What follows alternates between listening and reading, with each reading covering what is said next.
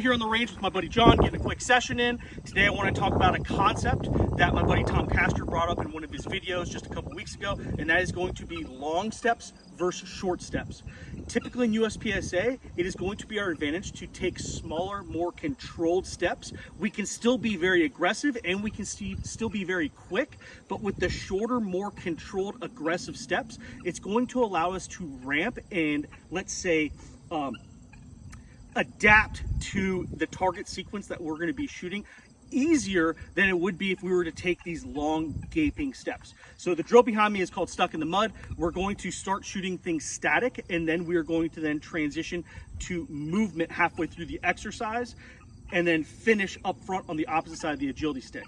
With that being said, what I'm going to do is I'm going to do a demo of long steps, and then I'm going to do a demo of short, more controlled steps, but the speed and the traversal is not going to change. So it's going to look a little something like this.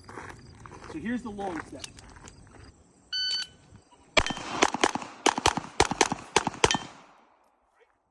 It's a little chaotic. You see me kind of pushing around. I don't have as much control because I'm reaching a lot, taking those kind of wide gaping steps. Now what I'm going to do is I'm going to implement substantially shorter steps that are a little bit closer together. You're still going to see the same level of traversal or the same speed in the traversal, but I'm going to have substantially more control, and my feet are going to stay under my body, allowing me to control and also mitigate the turbulence as I traverse.